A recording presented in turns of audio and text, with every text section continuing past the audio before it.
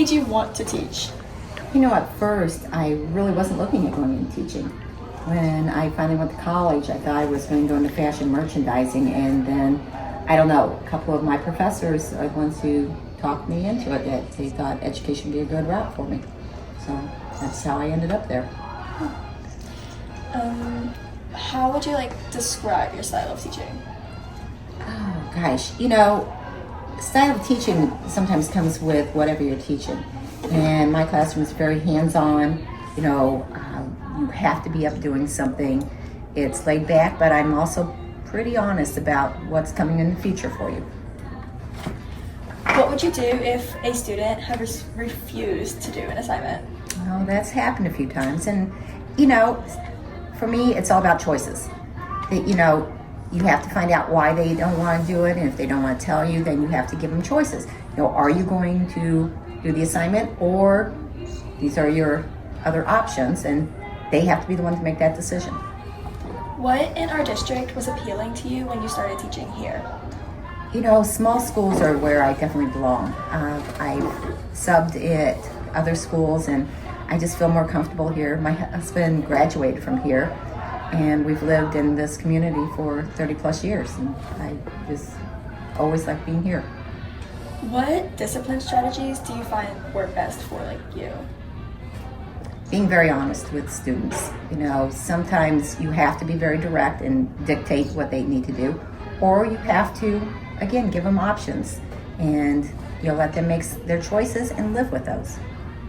Describe a time where a student had challenged your authority in the classroom, and what did the student do, and how did you respond? Oh, golly. Many years ago, I had a student who you could just tell was having a really bad day and was challenging me on everything, and to the point that he was just very angry about it. And I just said, you either have to calm down or you have to leave the classroom. And he got up, and with both fists, I really thought I was going to get hit at that time. And he was a tall kid. He just looked down at me, and you could just see in his eyes the pain of what was going on. And all I did was just said, I'm sorry. I don't know what's happening, but I'm sorry.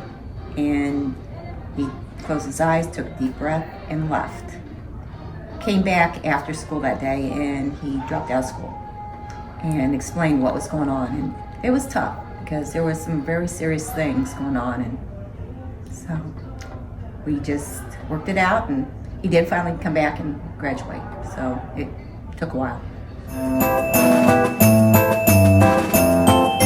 So, Ms. Thumper, what made you want to teach? I wanted to teach for a long time, since I was a little girl. I was really good at school, and so I didn't understand why people didn't like school, and so I decided I wanted to help people like school. Great. How would you describe your style of teaching?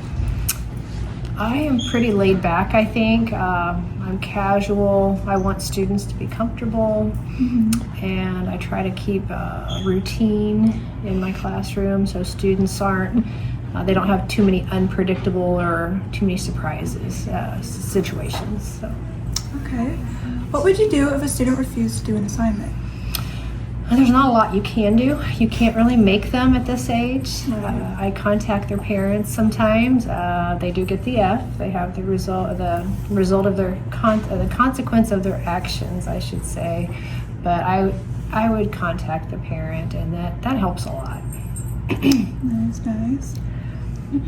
What in our district was appealing to you when you started teaching? Well, I moved here. Let me think about that. I guess I moved here. Oh, it was when West Pike consolidated with Berry, and I would have had to drive to Berry, and I lived in Hull at the time, and so I just thought that would be a good time to make a move. And there wasn't a lot of housing in the West Pike district at the time, and we were looking for a house. So actually we got the house first, and then I contacted the superintendent and applied. Good. What discipline strategies work best for you? For me, it's not being very confrontational. I think if students don't feel like they're pushed in a corner, that helps a lot. It's treating them with respect. I think students, if they're treated with respect, they'll treat you with respect. Absolutely. Describe a time where a student challenged your authority in the classroom. How did you respond? It happens every year, and what I do is I try to de-escalate the situation first and keep everybody else out of it. And if it continues to be a problem, sometimes you do have to call administration, and they have to come support you in that. But I try really hard to not do that. Okay, well, thank you. That's all the questions. Okay. All right, you're welcome. Okay. What made you want to teach? I actually wanted to be a journalist. And then about my junior year of college, I decided, I don't know why. I always thought about being a teacher, and why I'm going to school for journalism doesn't make any sense. So I switched courses really fast and took all of my education classes, and it's something I've thought about since I've been a kid.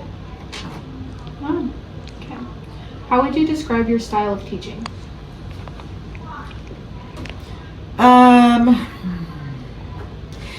It's probably, it's more teacher-centered than I want it to be. I'd rather it was more facilitator, and sometimes it can be, but yeah, it's still more teacher-centered than I want. What would you do if a student refused to do an assignment? You mean, what do I do when Mm-hmm. a student refuses to do an assignment? Because it's not a what if. By the time they are in 7th grade, I will try to encourage them to get it done, or do at least part of it. 8th and 9th grade, I'll just basically say something to the effect of, okay, that's your grade, that's your choice, and let them deal with the consequences. What in our district was appealing to you when you started teaching here? I was going to be able to continue to teach reading and books, and they offered to get me books that I particularly wanted. What discipline strategies do you find work best for you?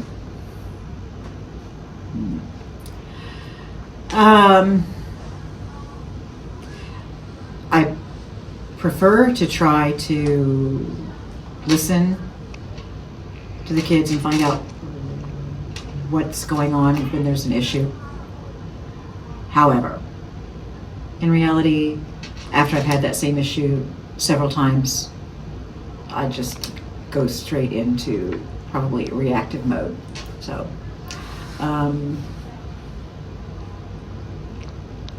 I like to try to make sure that I explain expectations and consequences. Try to be consistent with those consequences. Not always, but I try. Describe a time where a student challenged your authority in the classroom. What did the student do, and how did you respond? Well, it happened today.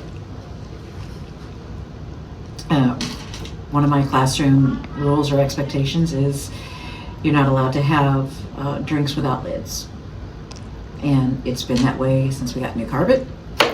And I made it clear from the time we got the new carpet, this is why. And I had a couple of students come in with open cans today, and I reminded them again, very gently, hey, you're not supposed to have open cans, they go up on the desk up front. And the student questioned it. Why? I've already explained. I don't need to explain again. She continued to question it. She questioned the fact as to whether or not I should be able to have a drink in my room, etc. And after she had her piece, I just ignored it because I wasn't going to spend the time arguing with it. What made you want to teach? I think I first started to want to become a teacher when I was a senior in high school. I took an outlets class, and me and my friends were all sitting at a table, and I was doing somewhat okay with it, and I had a friend struggling. So instead of just giving her the answers, I was teaching her how to do it, and I don't know, just like something clicked. So then I decided to become a teacher. I also looked at the education program at my college, and I was like, no, I like this guy. My professor's fine. I'll take a class with him. How would you describe your style of teaching? Compared to others, I would say I'm a little more laid back. Very much, I like to teach the lesson, but then I like you guys to go and do the work, and I'll help you, but I kind of want you guys to try it on your own. And then if you have questions, I'll help, but it's more student-led, I would say, than teacher-led. What would you do if a student had refused to do an assignment? It kind of depends on how they're refusing and what kind of student it is. If it's one that continuously refuses to do the work and that's normal behavior for them, I might have a conversation with them, try to figure something out. Sometimes I'll just send a note home telling their parents, hey, so-and-so refused to do their work today. If it's a student that typically does something, does the work, and then they're having a day where they're not doing it, then I get a little more concerned, and I might maybe talk to another teacher to see if they're having the same behavior in a different class. What in our district was appealing to you when you started teaching here? Well, I liked how close it was to my home because I'm from Liberty, so I liked that. I also liked that I already knew some of the staff members too, so I don't like to get out of my shell too much, so it was nice coming to a school where I already knew some people. I also really like the small school, so I'm in it, even though I don't teach some of you guys, I still I know who you are and I'll see you every day pretty much, so yeah. What discipline strategies do you find best, work best for you? I find, and it depends because I do junior high and then I do high school. With junior high, you have to have more of a stiff, a firm hand with them. Make sure that they're doing the work and that they're not goofing off, because if you give them an inch, they will take a mile and they will do circus loops around your classroom. For high school, I really don't have any discipline strategies. I just we'll either write a referral or a warning if it's too serious. If not, just have a conversation with them. Because I feel like most of you guys are old enough to know the consequences of your actions, and it's easy to have a conversation with you guys about it. Describe a time where a student challenged your authority in the classroom, and what did the student do and how did you respond?